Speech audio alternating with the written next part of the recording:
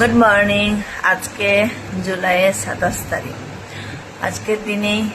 আজকের দিনটা খুব স্পেশাল আমার জন্য। কেন স্পেশাল? আজকের দিনেই মা হয়েছিলাম।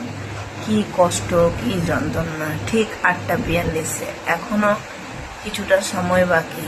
ওটি রুমে কাতরাচ্ছিলাম শুধু একটা মানুষের মুখ দেখার জন্য। তো আজকের দিনটা খুব স্পেশাল। আর প্রত্যেক মায়েরই আজকে এরকম দিনগুলো খুব স্পেশাল হয়, সব দিন যেমন তেমন, কিন্তু মা হওয়ার সেই অনুভূতিটা, আজকের দিনটা প্রত্যেকটা মেয়ের জন্যই খুব স্পেশাল দিন। তো যাই হোক, আজকে আমরা এই মুহূর্তে মা আর বেটা বসে আছি, মা বেটা।